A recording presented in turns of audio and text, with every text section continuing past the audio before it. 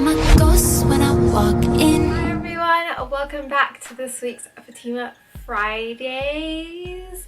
Thank you for joining in. If you're new, be sure to subscribe and all that good stuff if you want to see more, or check out the playlist of a bunch of other Fatima Fridays so you get a feel for what they are. But basically I just talk about like random things that like I have gathered throughout the week to talk about, and then get your opinion on it, and then we have a conversation about it in the comment section.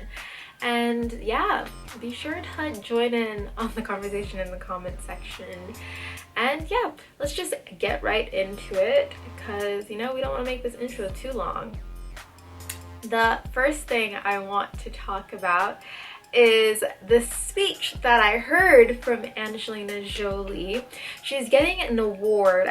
It's a long name. The award's name is really long, so I haven't actually remembered it. But it was at the 2013 Governors Awards, I believe. That's what I've seen. It's really interesting though that it's only popping up so much now, because I now see a bunch of people posting it on YouTube and stuff, and it's just like a really inspirational speech, which I will leave linked down below. You should definitely check it out. But she talks about something that I have always thought about and not really been able to articulate as beautifully as she did. But she talks about this idea that there are so many people out there in the world who, given the same opportunity in life that you have, could do basically what you're doing and maybe even do it better than you are, but for some reason they're stuck in other situations like poverty, sickness, you know, just horrible types of situations that can pretty much happen to anyone all around the world, you know.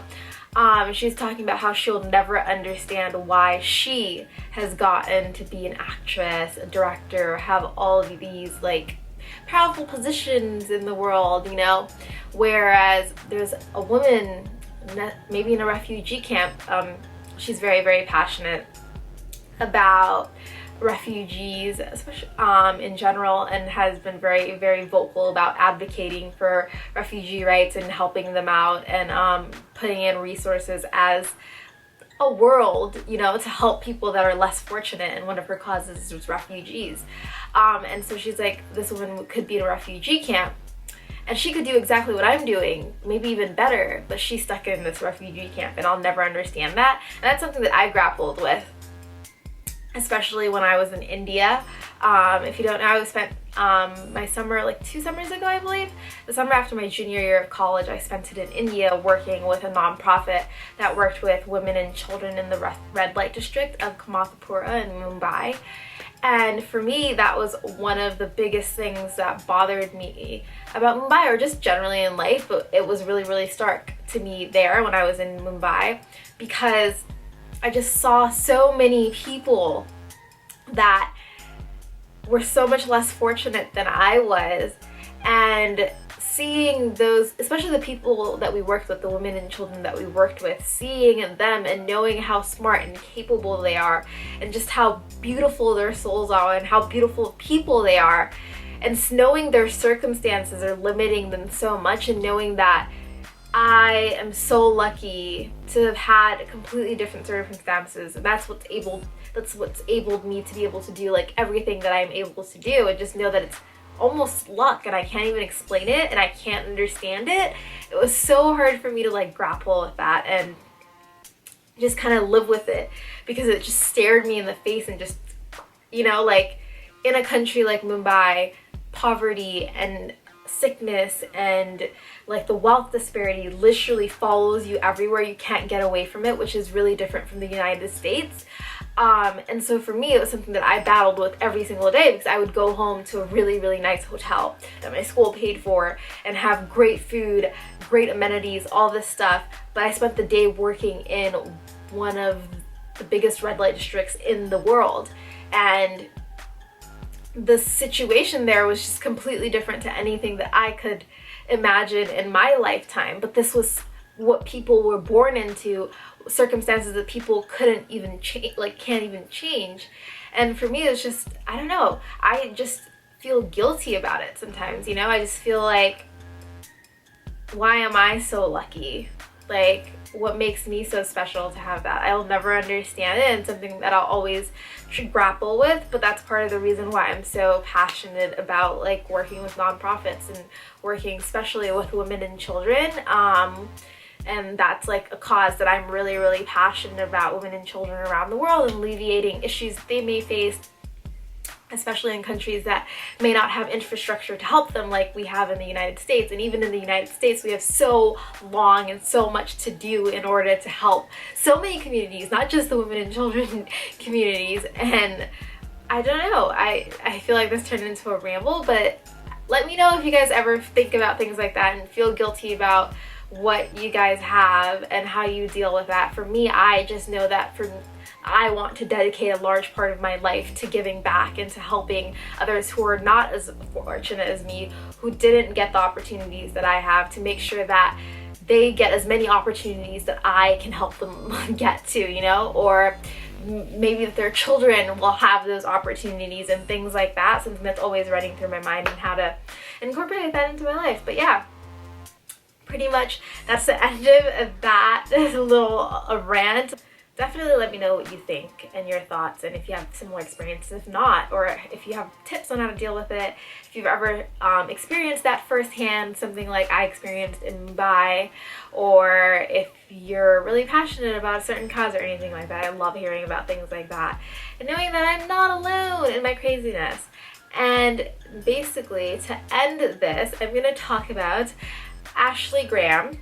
Okay, she's like my new girl crush, like at least of recently. The girl kills the game, okay? Also, she's my new like workout person, because I'm like, bruh, I don't even think I could keep up with you, like workout wise. Like, she gets it in.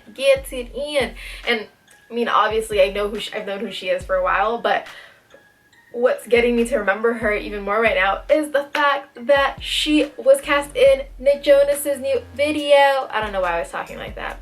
But yeah, for Toothbrush. I don't know if you've seen it, but it was all over the news, and people were like, oh my god, so excited, he chose her. I was like, why would he choose her? She's gorgeous. Have you seen Ashley Graham? Because she's beautiful with a capital B, okay? But you know, obviously it's kind of sad that we're still surprised about him choosing someone just because she's a plus size model, but I guess it's the world we live in. Anyway, needless to say, I wanted to lead into that because, well, first of all, it was a song that was written supposedly about Gigi Hadid. Awkward, because she's now with Zayn Malik and quite happy and posting all these photos. I don't know. I can't imagine being a celebrity and having that be out there for everyone in the world to see, because I can't even deal with something like that now. So more power to them. But anyway, that's pretty much my song of the week. Toothbrush. Would you mind closing the bedroom door?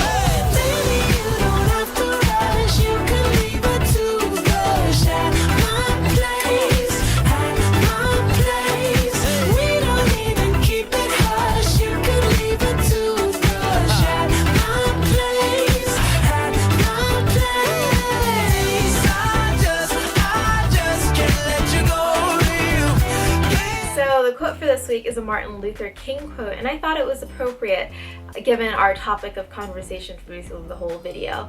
And the quote is, "The time is always right to do what is right." Again, the time is always right to do what is right. I thought it was fitting because, you know, part of, I think, what is right is to help others, you know, and make sure that that's a large part of your life. But tell me what you think doing right is in the comment section below, and I'll see you guys in the next Fatima Friday. Thank you guys so much for watching. Let me know if you want me to talk about anything in the future ones, or if you don't want me to talk about anything. But yeah, seriously, I'll see you guys in the next one. Thank you guys so much for watching. Mwah! So I've been worrying about it forever. Even before this became an issue, so now I'm like, been worrying